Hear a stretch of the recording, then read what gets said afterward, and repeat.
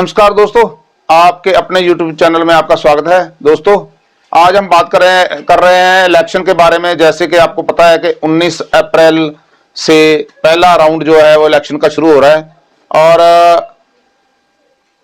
हमने पहले दो राउंड नहीं कहे हैं, हम पहले नॉर्थ इंडिया और भारत और पश्चिम भारत के बारे में बात कर चुके हैं। लेकिन आज हम बात करेंगे पूर्वी भारत के बारे में।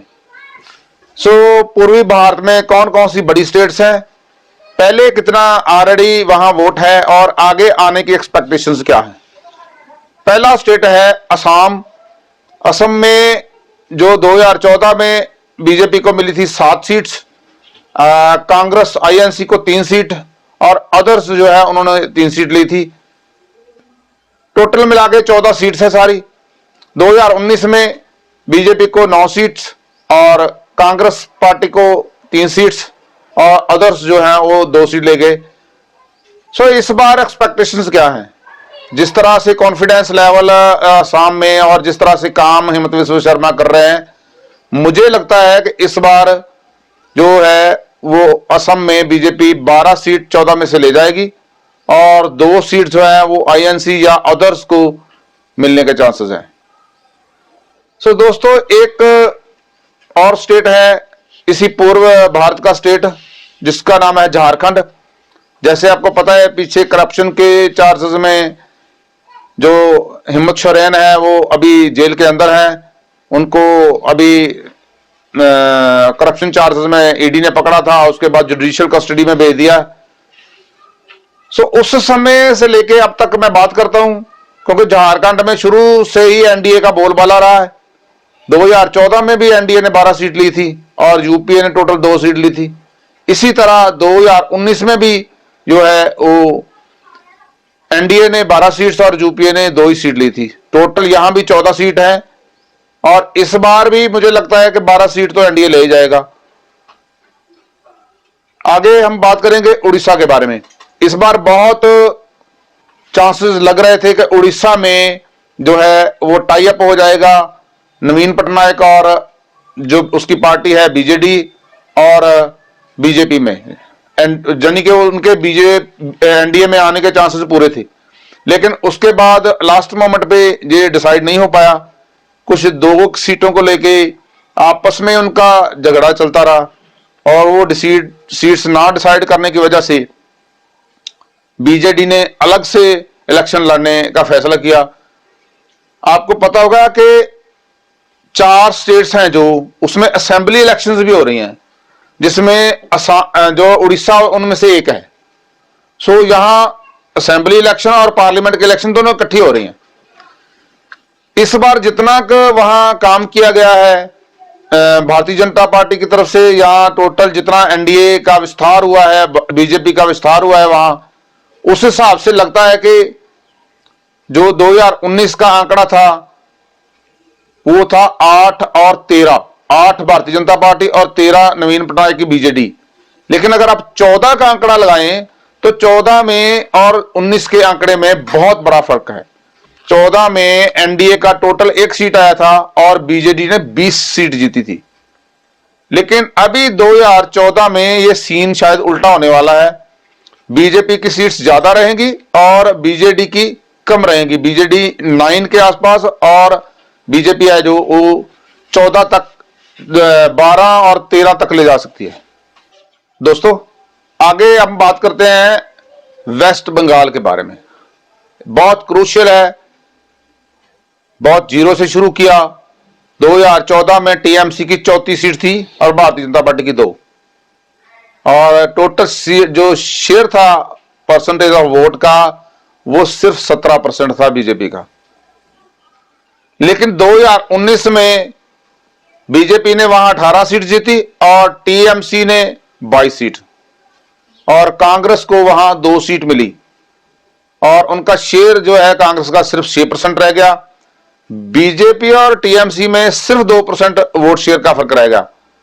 बीजेपी को 2014 में 2 सीट मिली थी 17% वोट शेयर के साथ, लेकिन 18 सीट्स मिली 41% वोट शेयर के साथ। इसी तरह टीएमसी 22 सीट जीती। लेकिन इस बार जो अलग अलग चैनल्स हैं, सर्वे हैं, वो अलग अलग शो कर रहे हैं। जिस तरह से मामला संदेश खाली का हुआ, आपको पता होगा कि संदेश खाली में बहुत बड़े तरीके से बीजेपी ने उस मुद्दे को नेशनल लेवल पे उठाया और बहुत हाईलाइट भी किया। वहां जो संदेश खाली का कॉन्स्टिट्यूएंसी पड़ती है पार्लियामेंट की, वहां भी संदेश खाली की एक महिला को खड़ा किया गया। मुझे लगता है कि अलग अलग आंकड़े तो 30 तक लोग दे रहे हैं, टोटल 42 सीट्स हैं, लेकिन मुझे लगता है कि 25-26 तक तो बीजेपी ले जाएगी और जो टीएमसी है वो 15-16 तक सिमट जाएगी और कांग्रेस को इस बार शायद कोई भी सीट ना मिले, ऐसा ही लगता है। दोस्तों आगे हम बात करते हैं, एक बहुत बड़ा स्टेट है और अभी उसमें काफी क्रूशियल लास्ट टाइम भी हुआ था, इस बार भी होगा। इस बार चांसेस थोड़े ज्यादा लग रहे हैं कि कैसा होगा, वो है बिहार। बिहार में टोटल 40 सीट्स हैं और एनडीए ने पिछली बार जीती थी 39 सीट्स, जिसमें से 17 सीट बीजेपी, 16 सीट जो है जेडीयू और उसमें सिर्फ एक सीट है जो वो जीती थी कांग्रेस पार्टी ने। और जो राष्ट्रीय जनता दल है, आरजेडी, लालू प्रसाद यादव की पार्टी, उन्होंने एक भी सीट नहीं जीती। और इस बार जो एलजेपी है वो 2019 में उसने 6 सीट जीती थी, लेकिन इस बार जो पोजीशन है एलजेपी को 5 सीट लड़ने के लिए दी गई है, बीजेपी जो है वो 17 सीट पे ही लड़ रही है, जेडीयू 16 सीट पे लड़ रही है, जो जीतन राम मांझी की पार्टी है वो 1 सीट पे लड़ रही है और 1 सीट पे उपेंद्र कुशवाहा की पार्टी लड़ रही है।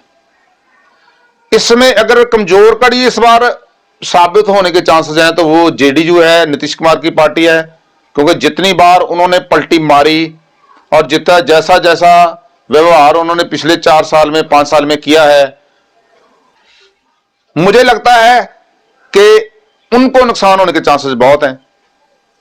जिस तरह एनडीए ने 2019 में 39 सीट जीती थी, पर इस बार मुझे लगता है कि ये टोटल 33-34 या मैक्सिमम 35 तक रह जाएंगी।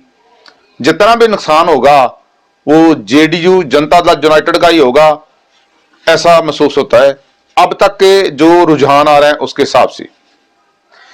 एक इनमें से जो सीट्स हैं आप जानते होंगे कि 7 सिस्टर्स जो है, हम जानते हैं 7 सिस्टर्स है, उसमें टोटल 11 सीट्स हैं और 2019 में बीजेपी को मिली थी उसमें से 5 अदर्स ले गए थे, लोकल छोटी पार्टियां ले गई थी और यूपीए को 1। अगर हम 2019 का टोटल लगाएं तो ये जो पूर्वी भारत है इसमें 142 सीट्स हैं, जिसमें से 19 में बीजेपी को मिली थी 91 और यूपीए को मिली थी 9, अदर्स जो है वो 7 ले गए थे, टीएमसी को 22 और 13 सीट जो मिली थी वो बीजेडी को मिली थी। लेकिन 2024 में यहां सीट बढ़ने के चांसेस हैं। आप सोचेंगे कि बिहार में तो सीट कम हो रही हैं, लेकिन बढ़ेगी कहां? बढ़ेगी जो है वो असम में और 7 सिस्टर में भी बढ़ सकती हैं, थोड़ी ज्यादा बढ़ेगी जो वेस्ट बंगाल है। वेस्ट बंगाल में जिस तरीके से मुद्दे को उठाया गया है, जिस तरीके से संदेश खाली वाला मामला खड़ा हुआ है नेशनल लेवल पे, उसका गेन जो है वो बीजेपी को होगा और बीजेपी वहां टोटल मिला के 100 सीट 142 में से ले जाने में जो है वो ले जा सकती है। और यूपीए को कोई ज्यादा नुकसान नहीं हो रहा, यहां यूपीए में टीएमसी तो है नहीं और मैक्सिमम नुकसान इसमें टीएमसी को हो रहा है। यूपीए 9 या 10 उसके आसपास ही रहेगी, लेकिन यहां सबसे ज्यादा नुकसान टीएमसी को हो रहा है। टीएमसी है जो वो कम से कम मुझे लगता है कि 5 से 7 और 8 सीट्स भी है जो उसका नुकसान उसको हो सकता है। और दूसरा नुकसान जो है वो बीजेडी को भी होगा। बीजेडी लास्ट टाइम जो है उसकी 13 सीट्स थी 2019 में, लेकिन इस बार वो 8-9 के आसपास रह सकती है। सो दोस्तों, टोटल मिला के अब तक हमने जैसे आपको बताया था कि भारत को इलेक्ट्रोनिकली हमने 4 हिस्सों में बांटा था। अभी 3 हिस्से हमारे कवर हो चुके हैं, जिसमें उत्तर भारत, पश्चिम भारत और पूर्व भारत। कल हम एनालिसिस करेंगे दक्षिण भारत का, और उसके बाद फिर पैन इंडिया का जो टोटल आएगा हमारे पास। क्या जो प्रधानमंत्री मोदी जी ने एक दावा किया है, या बीजेपी दावा कर रही है कि हम 400 पार जाएंगे, एनडीए 400 पार जाएगी और बीजेपी 370 जाएगी, क्या ये ऐसा हो पाएगा? तो अभी 1-2 दिन के एनालिसिस के बाद हम इसका फाइनल रिजल्ट है जो वो आपको बता पाएंगे। उसके बाद रेगुलर जो है वो हम इसको फॉलो करेंगे, और रेगुलर जितनी चेंजेस आती जा रही हैं, जिस तरीके से कांग्रेस के नेता कांग्रेस को छोड़ छोड़ के भाग रहे हैं, वैसे अलग अलग विचार है उसके बारे में।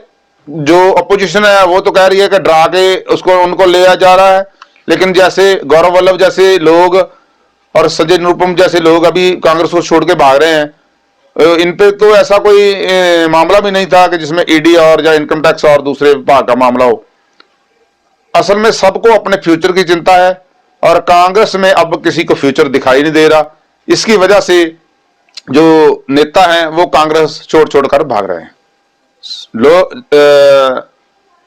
दोस्तों, आप इसके बारे में क्या सोचते हैं जरूर बताइए, कमेंट सेक्शन में जाके बता सकते हैं।